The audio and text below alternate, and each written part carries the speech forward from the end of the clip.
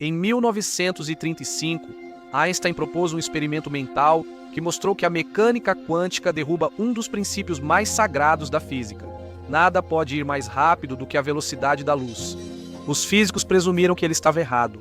Eles diziam que, aos 56 anos, Einstein era velho, já tinha passado do auge e não aceitava a nova teoria por ser radical demais. Mas 30 anos depois, um homem se deparou com um artigo esquecido de Einstein quando percebeu que a previsão poderia realmente ser testada.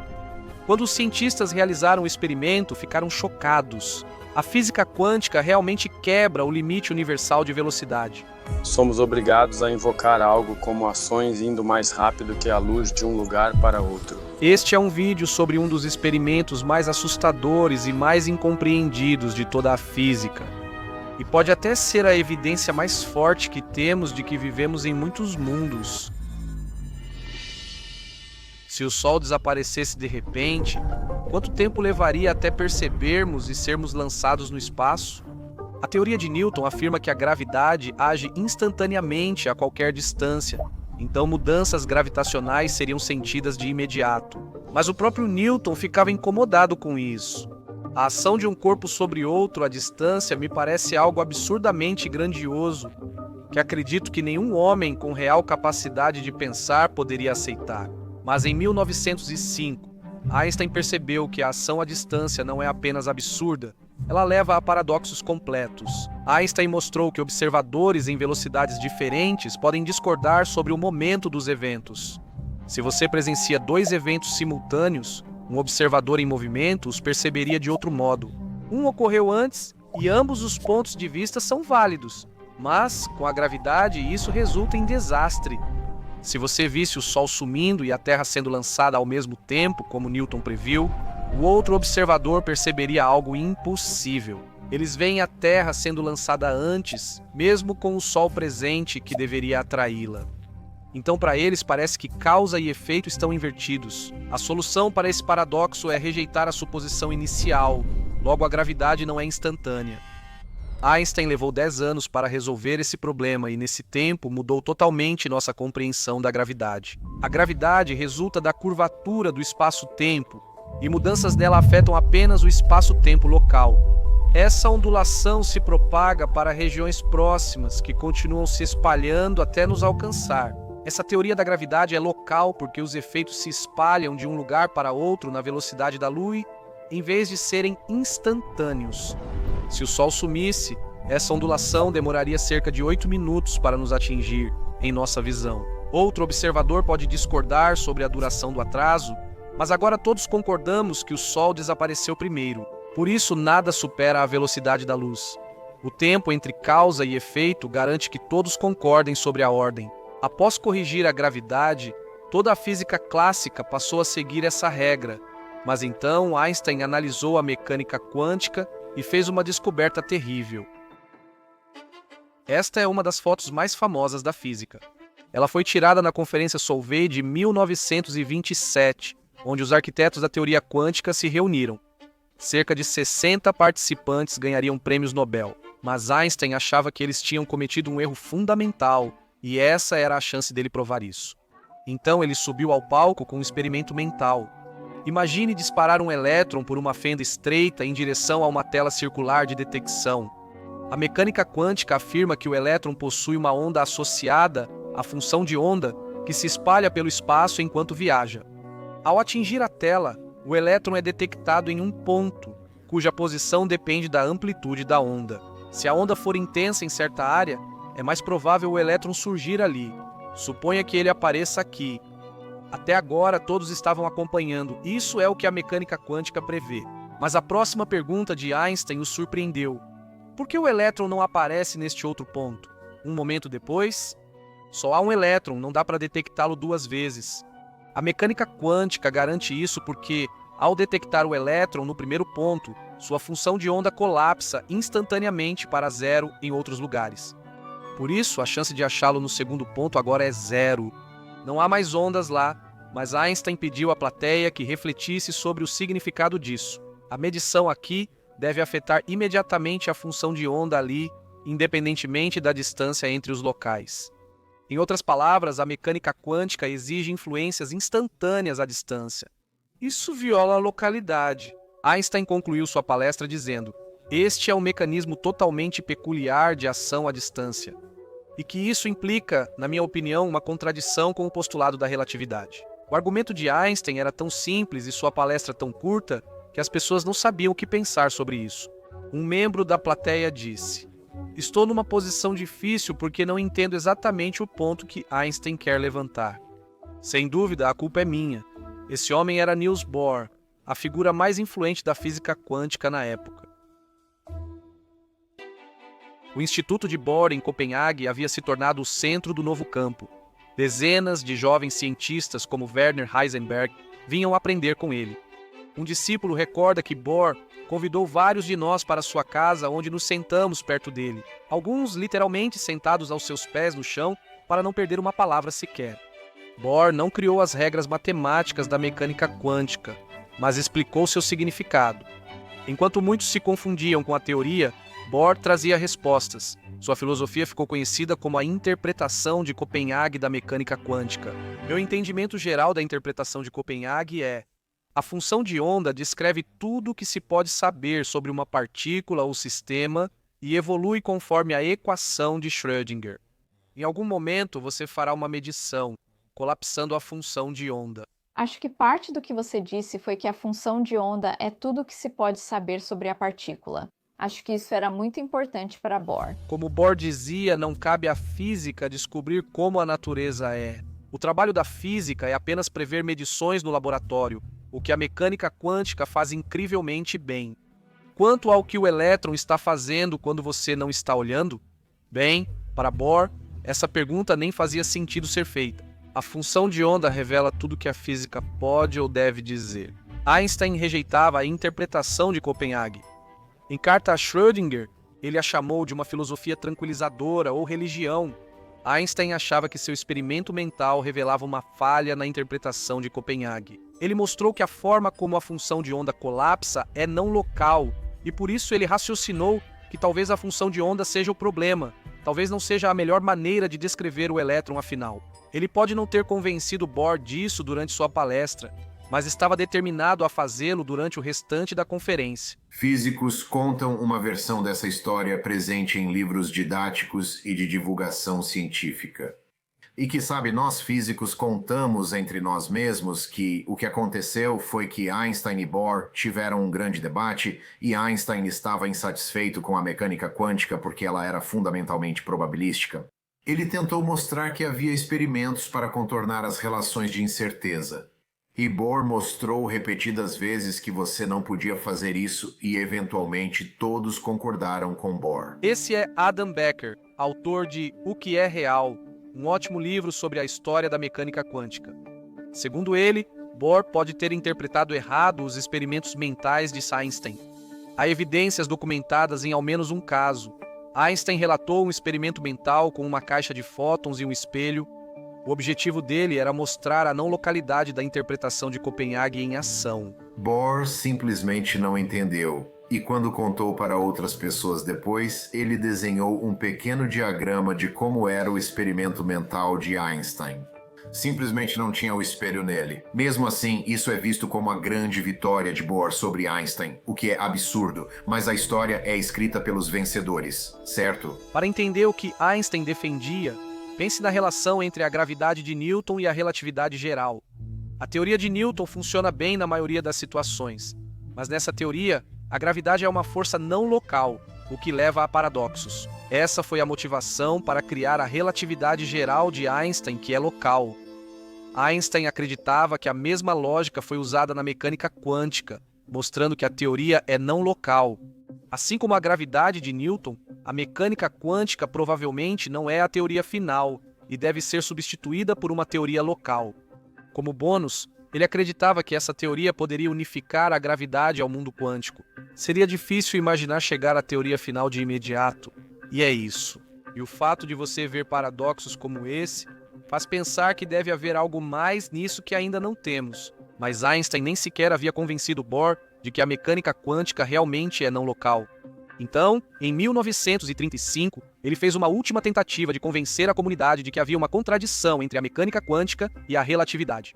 Com 2 colegas mais jovens, Boris Podolsky e Nathan Rosen, ele criou outro experimento mental, ainda mais marcante, que revela a não localidade da mecânica quântica. Esse artigo ficou conhecido como artigo EPR, em referência aos autores. Aqui está uma versão simplificada do experimento mental deles. Imagine que um único fóton de alta energia, de repente, se transforma em 2 partículas. Uma é um elétron e, para manter a carga, a outra é um pósitron.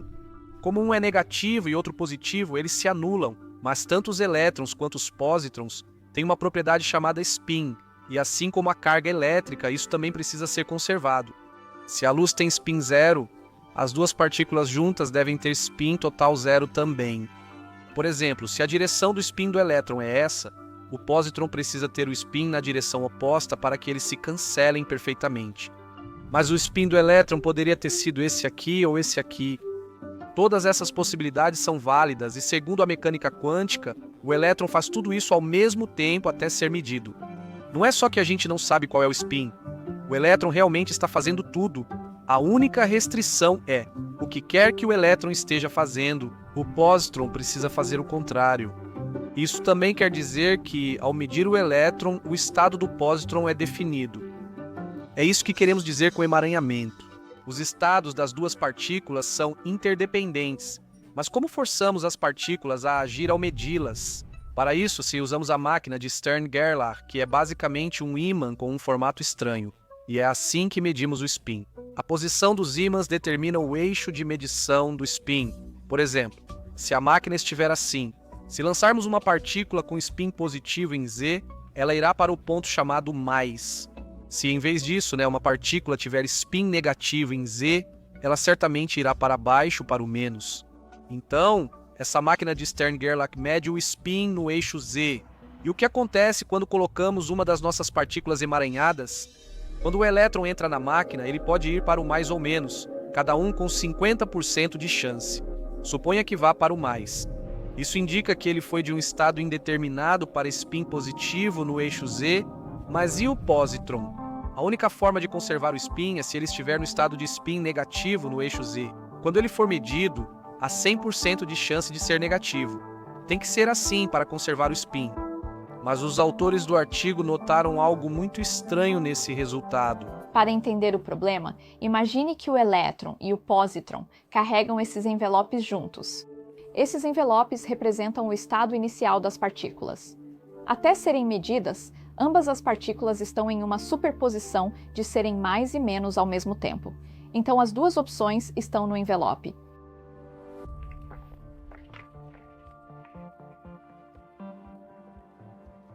Mas agora vamos mover o pósitron para alguém que está muito, muito longe.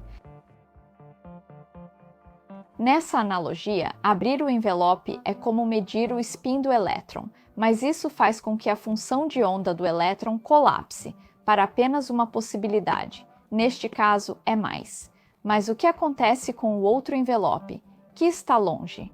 Bem, ele precisa colapsar instantaneamente para menos, porque, caso contrário, quando o experimentador abrir o envelope, ele terá a chance de ver o mais, o que violaria a conservação do spin. Mas se ele colapsa instantaneamente ao medir o elétron, como sabe para o que colapsar?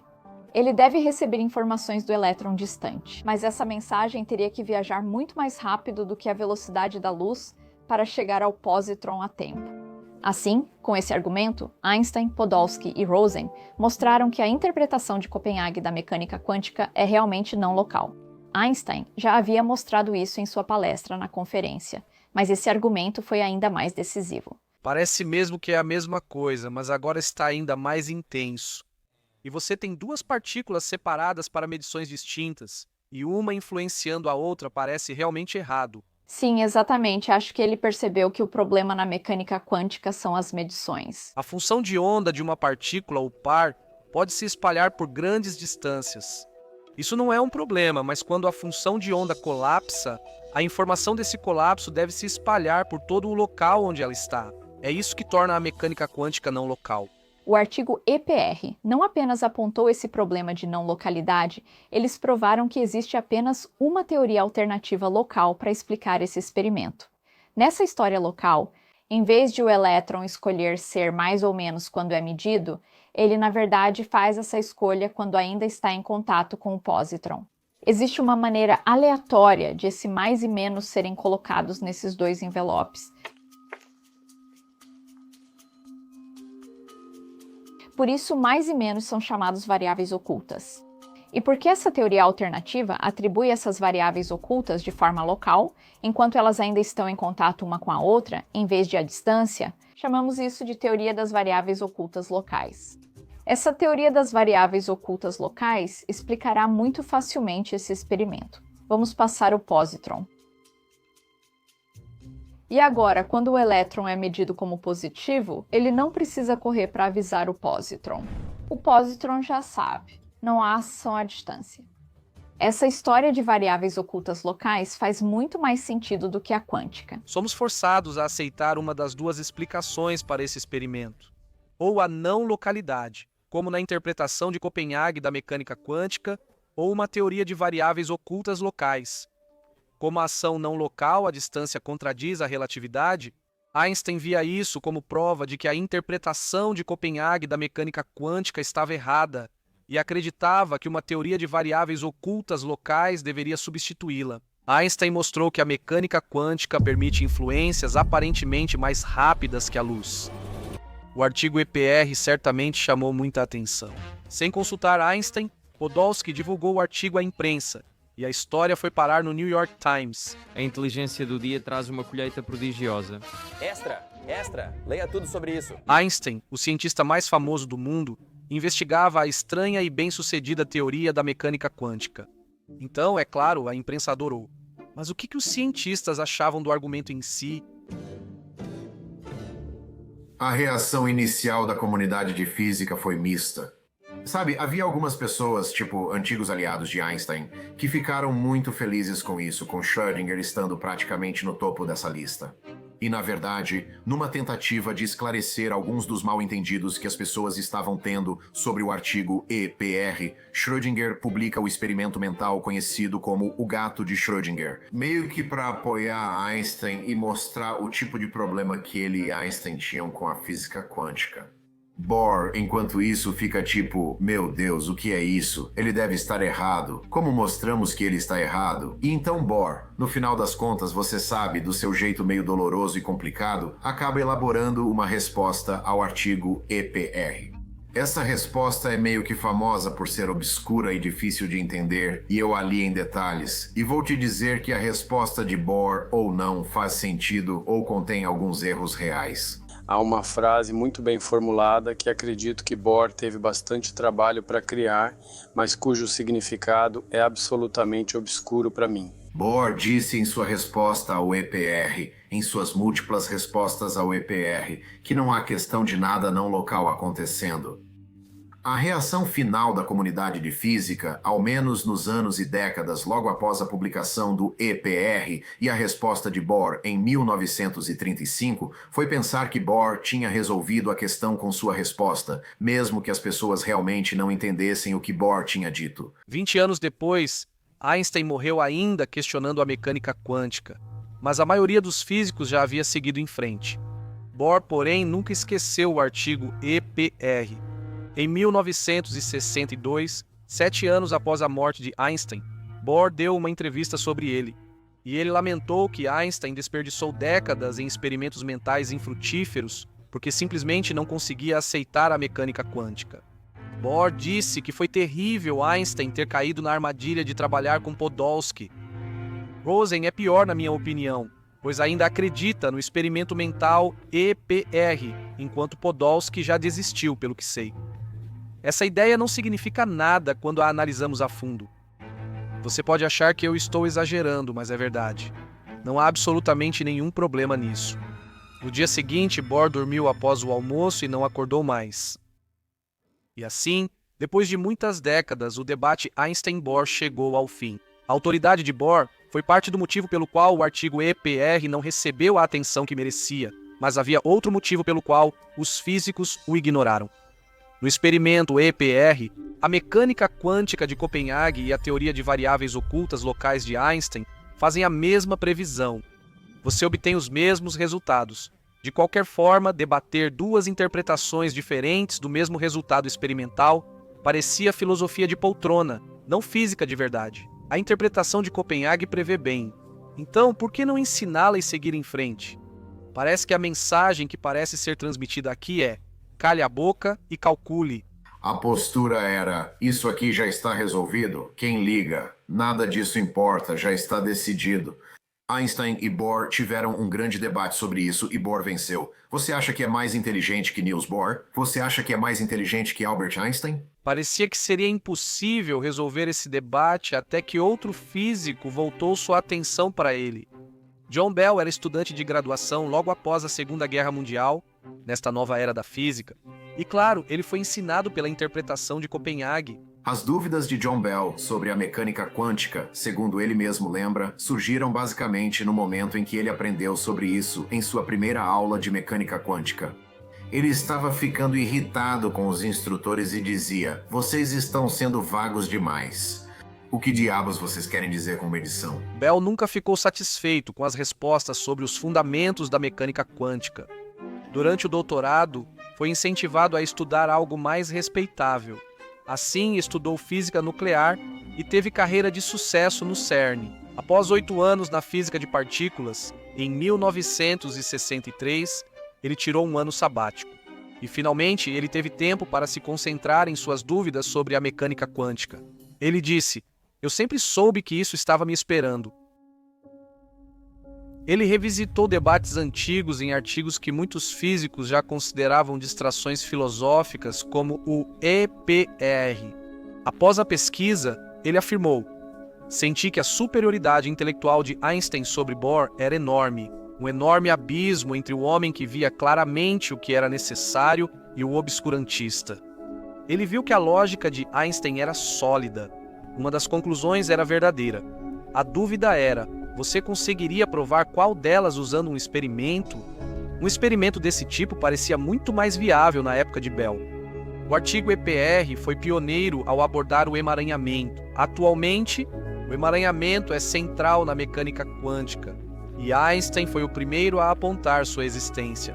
É por isso que o artigo EPR foi elaborado como um experimento mental, porque ninguém tinha criado um estado tão exótico da matéria em 1935.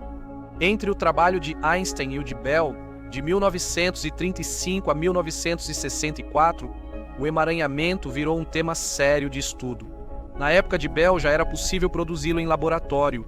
Na verdade, Madame Wu havia reproduzido de forma famosa o experimento mental EPR como um experimento real, mas simplesmente realizar o experimento EPR na vida real não é suficiente para dizer qual explicação está correta, já que ambas preveem o mesmo resultado. Bell questionou se haveria uma versão do experimento em que teorias locais e não locais produzissem resultados distintos. Se você pergunta isso brincando com o experimento EPR, então é como, é literalmente, não só figurativamente, uma reviravolta, certo? Aqui está uma versão simplificada do experimento de Bell. Crie novamente seu elétron e pósitron emaranhados. Agora, além de medi-los com uma máquina de Stern-Gerlach, os experimentadores podem escolher como orientar o aparelho. As 3 opções são 0, 120 e 240 graus. Esse é o diferencial no experimento EPR. Os experimentadores podem escolher de forma independente, então o elétron pode ser medido a 0 grau, enquanto o pósitron é medido a 240 graus. Se ambos os experimentadores por acaso escolherem o mesmo eixo, então sabemos o que acontece. Eles devem ter resultados opostos para conservar o spin.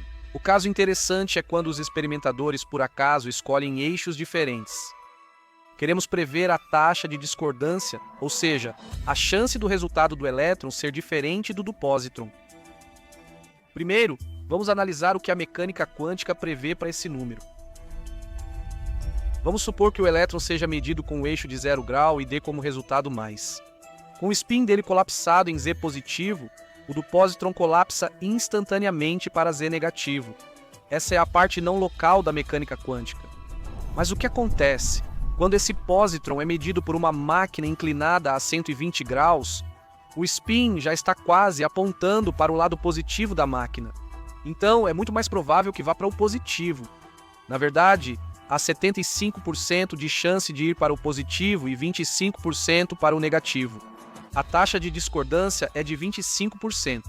Para quaisquer dois eixos diferentes escolhidos pelos experimentadores, a geometria é análoga, então todos apresentam essa mesma taxa de 25%. Quando os experimentadores escolhem eixos diferentes, tem o mesmo resultado 75% das vezes e resultados distintos em 25%. Agora, vamos analisar a teoria alternativa das variáveis ocultas locais. As partículas estão em missão aqui.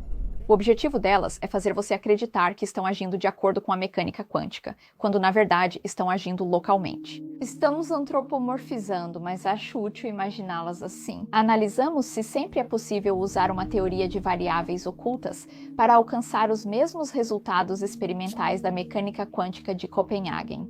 Ou se nessa nova situação, nossas partículas ardilosas não vão conseguir nos enganar. Você pode pensar assim: cada uma das partículas vai receber uma de 3 possíveis perguntas, e elas precisam decidir suas respostas enquanto ainda estão juntas, para que possam coordenar sua estratégia. Quando terminam de elaborar um plano de como responderiam a qualquer uma das 3 perguntas, elas guardam essas variáveis ocultas em 3 envelopes lacrados para cada partícula. A pergunta é: qual estratégia nossas partículas espertas devem adotar para fazer as pessoas acreditarem que estão seguindo a mecânica quântica? A mecânica quântica previu 25% de discordância. Então, nossas partículas buscam esse resultado.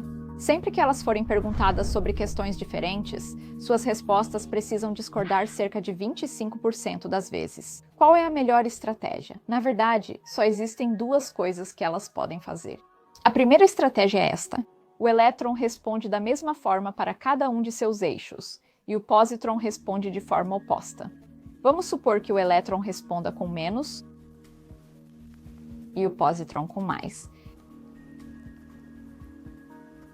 Mas essa é uma ideia ruim, pois qualquer par de eixos escolhidos pelos experimentadores resulta em 100% de discordância, bem diferente dos 25%. E essa estratégia não funciona. Só há outra que as partículas poderiam usar. Em vez disso, o elétron faz exatamente a mesma coisa para 2 dos seus eixos, e então algo diferente para o último. Vamos supor, por exemplo, que ele faça isso, e então o pósitron faça o oposto. Esse é só um exemplo, mas acontece que para todas as estratégias possíveis como essa, a taxa de discordância vai ser a mesma. Vamos imaginar primeiro que a experimentadora que está medindo o elétron, por acaso o mede no eixo de 120 graus, e obtém a resposta menos. Elas escolhem isso 1/3 das vezes. Agora, para calcular a taxa de discordância, precisamos analisar o que acontece quando a experimentadora que está medindo o pósitron, por acaso mede um eixo diferente deste. Então, um destes 2. Mas em qualquer um desses casos, o pósitron também é menos. E assim, as 2 respostas concordam uma com a outra, então não há discordância entre as respostas. E assim, podemos multiplicar isso por 0. Mas em 2/3 das vezes, o experimentador medirá o elétron em um dos outros 2 eixos, como este aqui. A experimentadora medirá o pósitron em um dos 2 eixos. Mas dá para ver que elas só escolhem um eixo que discorda metade das vezes. Isso é 1/3, que é aproximadamente igual a 33%. Que é um número diferente do número quântico. Quando nossas partículas locais e ardilosas são interrogadas, as respostas delas para perguntas diferentes coincidem um pouco mais do que deveriam. Elas não conseguem falsificar os resultados da mecânica quântica de Copenhague. A prova de Bell mostrou que teorias locais e não locais prevêem frequências diferentes de discordância entre 2 resultados, quando experimentadores medem eixos diferentes. A mecânica quântica não local prevê discordância em apenas 25% dos casos. Variáveis ocultas locais prevêem discordância em pelo menos 33% dos casos. Então, para descobrir se realmente existe uma teoria de variáveis ocultas locais, você só precisa fazer o experimento. Ok, então, bem-vindo ao Instituto d'Optique. Você está no local onde Alain Aspect realizou, há 40 anos, seus experimentos sobre as desigualdades de Bell. E aqui estão algumas das fotos originais desse experimento, que foi muito mais desafiador do que é hoje e foi realmente uma façanha experimental impressionante. Então, este é um dos equipamentos originais daquele experimento? Este é um dos aparelhos polarizáveis.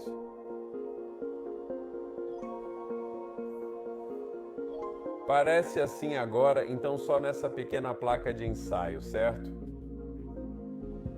É a nossa fonte principal e esse feixe é direcionado para este elemento, que é o elemento-chave do experimento. Então é um par de cristais que produz pares de fótons emaranhados. Nós vamos produzir um par de fótons emaranhados e ambos vão se propagar por cada um desses dois caminhos. Eles estão separados. Então aqui temos os dois braços de detecção. E podemos girar a placa de meia onda para mudar a orientação da base de medição. O experimento que fizemos com luz foi um pouco diferente daquele que descrevemos antes, com elétrons e prótons, então vou explicar como eles correspondem. Segue um diagrama do experimento com fótons. Primeiro temos esse elemento que cria o par emaranhado de partículas, que são essas duas. Em seguida, as partículas emaranhadas seguem por braços separados do experimento. No nosso experimento anterior, podíamos decidir a direção em que íamos medir as partículas girando as máquinas de Stern-Gerlach. E neste experimento, na verdade, é bem parecido. Então temos esses dois polarizadores que podemos girar independentemente, e isso vai decidir em que direção essas partículas serão medidas. Assim, esse experimento com luz equivale totalmente ao experimento de Bell. Bell esperava que os experimentos mostrassem que as previsões da mecânica quântica estavam corretas e que existia algum tipo de não localidade na natureza. Antes do primeiro teste, John Bell afirmou: diante do sucesso da mecânica quântica, é difícil duvidar do resultado desses experimentos. Ninguém esperava que a física quântica estivesse errada, afinal, quem apostaria contra ela? Só alguém louco. Lembre-se, os dois resultados diferentes para o teorema de Bell dependem de com que frequência dois eixos de medição diferentes vão ter resultados que discordam um do outro. Veja como medimos essa taxa de discordância. Primeiro vamos começar com as duas medições na mesma direção, e agora esperamos que essas duas sempre discordem uma da outra porque têm spins opostos. Então vamos criar um monte de partículas emaranhadas e descobrir quantas delas discordam entre si, por segundo. Isso vai nos dar uma medida do número total de partículas chegando por segundo. Isso porque esse dispositivo está produzindo muitas e muitas partículas emaranhadas. Então só precisamos saber quantas delas estão chegando de cada vez. Então nós giramos um dos eixos e agora medimos o número de pares discordantes por segundo. Dividir esses dois nos dará a taxa de discordância. E lembre-se, a mecânica quântica prevê que a taxa de discordância será apenas 1/4, enquanto as variáveis ocultas locais esperam que esse número seja 1/3. Então eu comecei em 2000, certo? E agora eu tenho 500. Basicamente perfeito. Isso realmente funciona muito bem. Nós realmente repetimos esse experimento e o número que obtivemos concordou muito com a mecânica quântica.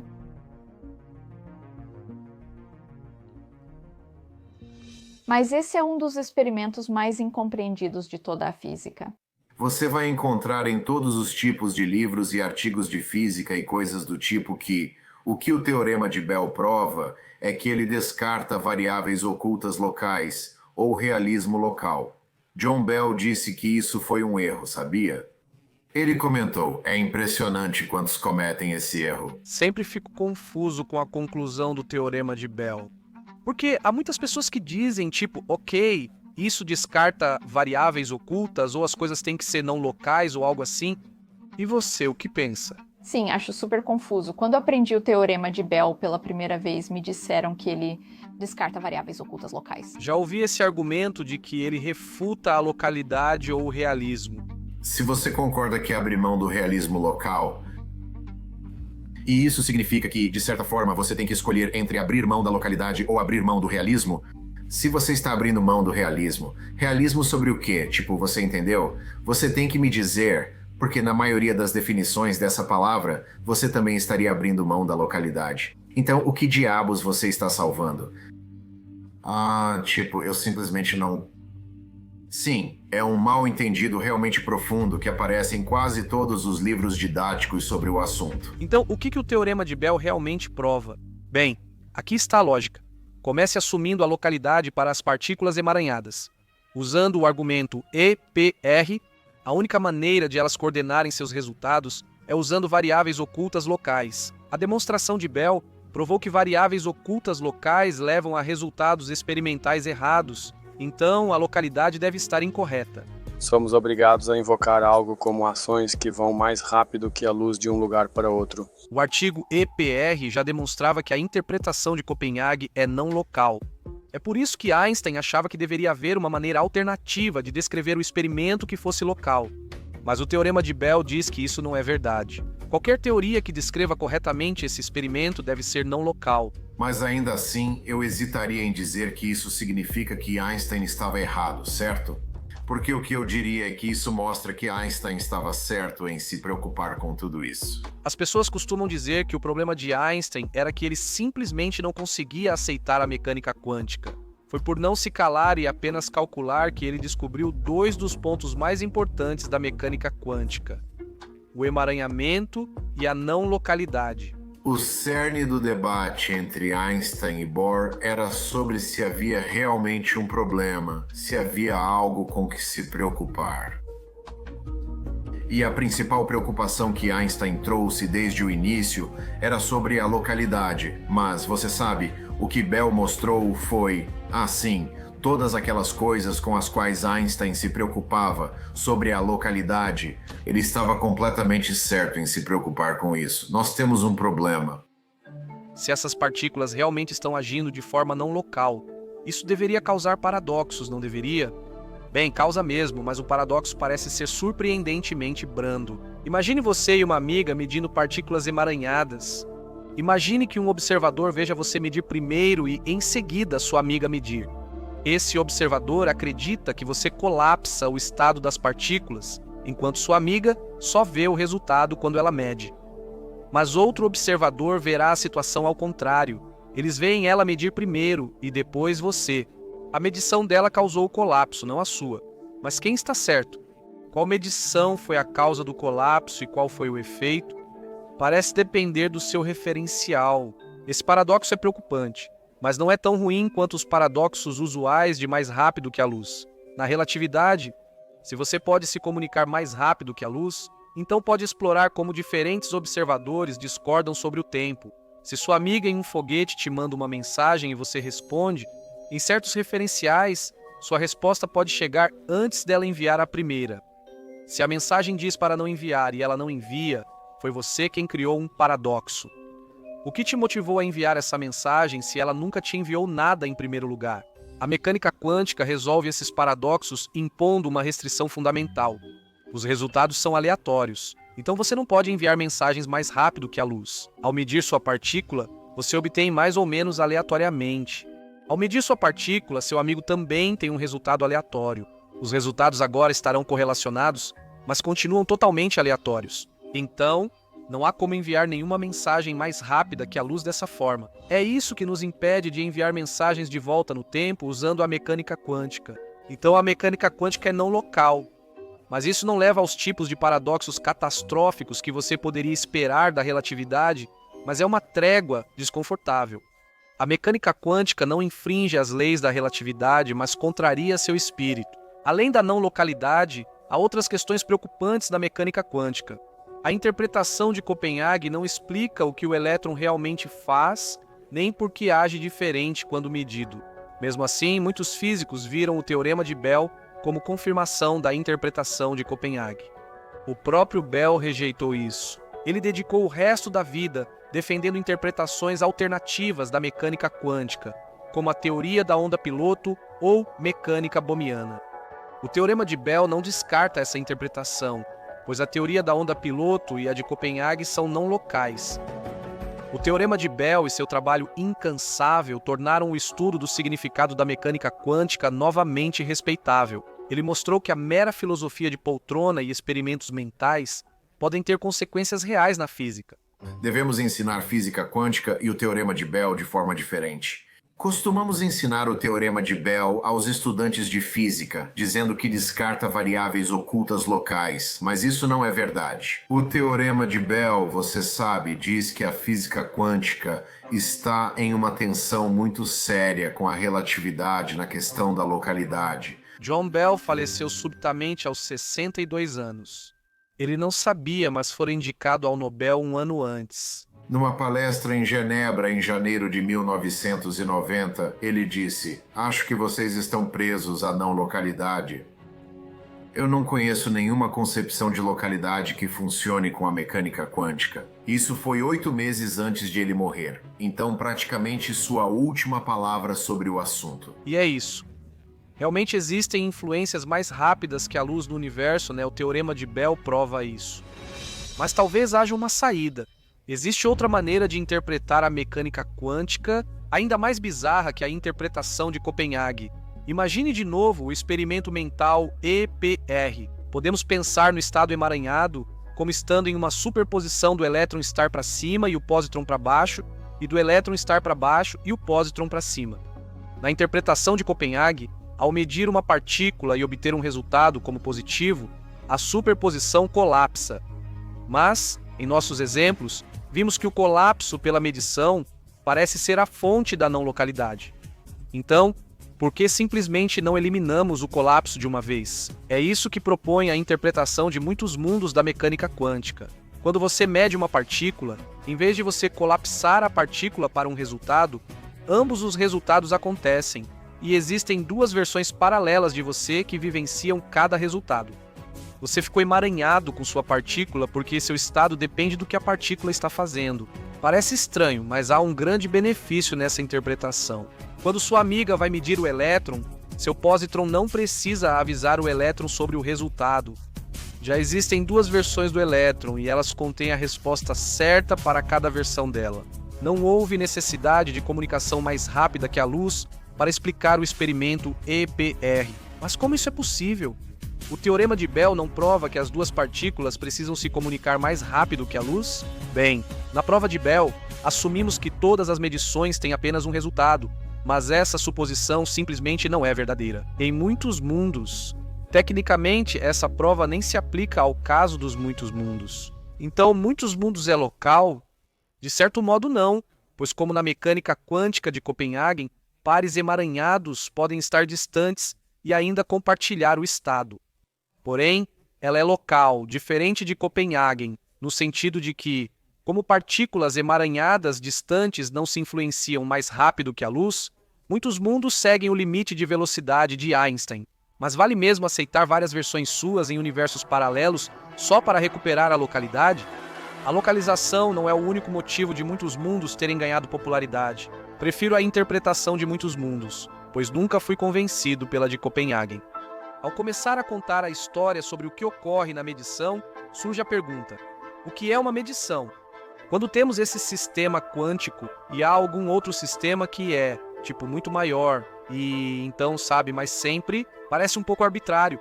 Esse argumento diz que ao interagirem, duas partículas quânticas têm suas funções de onda combinadas e ficam emaranhadas.